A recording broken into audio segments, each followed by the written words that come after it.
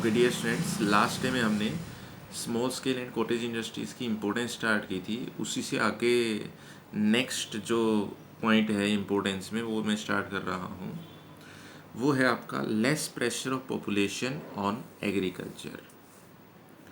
अब ये कहता है कि हमें पता है कि एग्रीकल्चर के अंदर, एग्रीकल्चर के ऊपर जो डे बाय डे जो प्रेशर है, प्रेशर किसका, वो आपका एम्प्लॉयमेंट जनरेट करने का, वो जो प्रेशर है वो बढ़ता जा रहा है एग्रीकल्चर के ऊपर। क्योंकि जैसे जैसे पॉपुलेशन बढ़ रही है, पॉपुलेशन बढ़ने के साथ साथ एरिया तो वही है, यानी एग्रीकल्चर लैंड तो वही है, बट एग्रीकल्चर लैंड तो वही है, लेकिन अगर देखें जो पॉपुलेशन है, पॉपुलेशन बढ़ती जा रही है, तो फार्मर्स के हिस्से में जो लैंड है वो लैंड साइज आपका कम रह जाता है। तो ये यहाँ पर क्या कहता है, ये कहता है कि जो पॉपुलेशन है, पॉपुलेशन बढ़ती जा रही है, एरिया उतना ही है, तो जो फार्मर्स के पास जो लैंड साइज रह गया, जो भूमि के टुकड़े रह गए हैं, वो बहुत छोटे छोटे रह गए हैं। तो एग्रीकल्चर के ऊपर प्रेशर कम करने का हमारे पास एक सोर्स है, वो क्या है, वो है आपका एसएसआई। अगर ज़्यादा से ज़्यादा लोग स्मॉल स्केल इंडस्ट्री स्टार्ट करें तो डिमांड तो हमारे यहाँ बहुत ज़्यादा आइटम्स की, तो स्मॉल स्केल इंडस्ट्रीज सब स्टार्ट होंगी तो स्मॉल स्केल इंडस्ट्रीज़ के अंदर सबसे ज़्यादा लेबर की रिक्वायरमेंट होती है। तो जो लोग जो एग्रीकल्चर के अंदर, जिनके पास जो स्मॉल लैंड है या जिनके पास थोड़ी ज़मीन है, वो सारे के सारे एसएसआई में जाकर एम्प्लॉयमेंट प्राप्त कर सकते हैं या रोज़गार प्राप्त कर सकते हैं। तो जो एग्रीकल्चर के ऊपर प्रेशर है पॉपुलेशन का, वो धीरे धीरे कम होता जा रहा है। Immediate increase in production. Immediate increase in production का मीनिंग क्या है, ये है आपका उत्पादन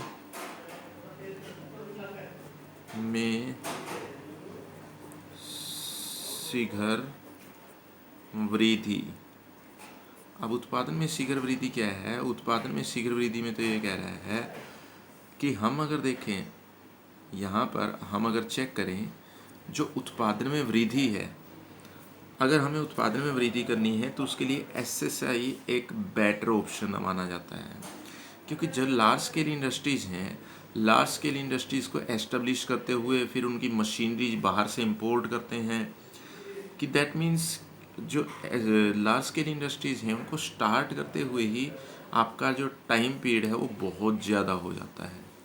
जबकि एसएसआई के लिए ना बड़ी मशीनरी की ज़रूरत है, ना बहुत ज़्यादा स्पेस की ज़रूरत है, छोटे से स्पेस में, थोड़े से एरिया में आपका ये स्टार्ट हो सकता है। दूसरा अगर देखें जो एसएसआई है, स्मॉल स्केल इंडस्ट्रीज़ है, स्मॉल स्केल इंडस्ट्रीज़ आपकी एक और बेनिफिट है स्मॉल स्केल इंडस्ट्रीज़ में, और वो क्या है कि स्मॉल स्केल इंडस्ट्रीज़ में बहुत ज़्यादा मशीनरी की ज़रूरत नहीं है, तो इनको स्टार्ट करते हुए जो टाइम पीरियड है वो बहुत कम लगता है, तो आप इजीली इनको स्टार्ट कर सकते हैं, और जितना जल्दी इनको स्टार्ट करेंगे प्रोडक्शन उतना जल्दी इंक्रीज हो सकता है। एक इम्पोर्टेंस है आर्टिस्टिक गुड्स, कलात्मक वस्तुएं। अब कलात्मक वस्तुएं क्या है कि जो आपकी स्मॉल स्केल इंडस्ट्रीज हैं उसके अंदर आर्टिस्टिक गुड्स बनाई जाती हैं। जैसे जैसे आपकी जो ज्वेलरी है, जो आर्टिस्टिक ज्वेलरी है, ज्वेलरी बनती है। उसके बाद जैसे अगर देखें जो साड़ीज़ हैं, जो साड़ियाँ हैं वो बनती हैं इनके अंदर। तो ऐसी बहुत सारी चीज़ें हैं, जैसे जो ब्लैंकेट्स हैं वो बनाए जाते हैं।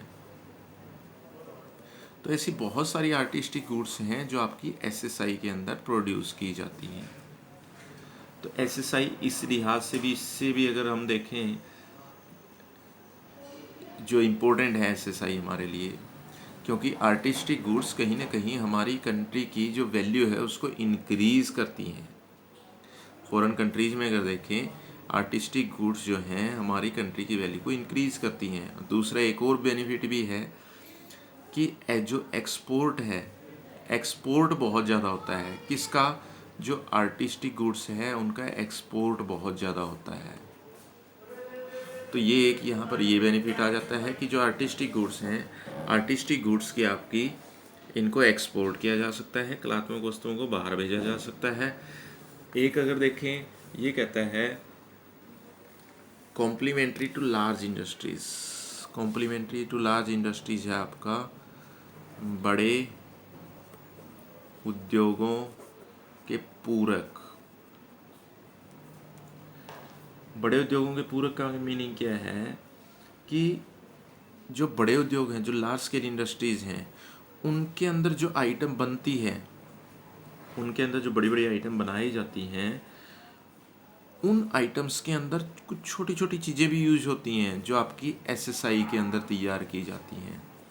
तो लार्ज स्केल इंडस्ट्रीज़ के कॉम्प्लीमेंट्री हैं या उनके पूरक हैं, यानी उनको उनकी डिमांड को भी पूरा करते हैं। ये कुछ ऐसी आइटम्स हैं जो लार्ज स्केल इंडस्ट्रीज़ के अंदर बनती हैं। अब जैसे बड़ी बड़ी गाड़ियाँ हैं, अब गाड़ियों के लिए जो छोटे छोटे स्क्रूज़ बनाए जाते हैं, वो आपके जो छोटे छोटे जो औजार हैं वो आपके एसएसआई के अंदर बनाए जाते हैं।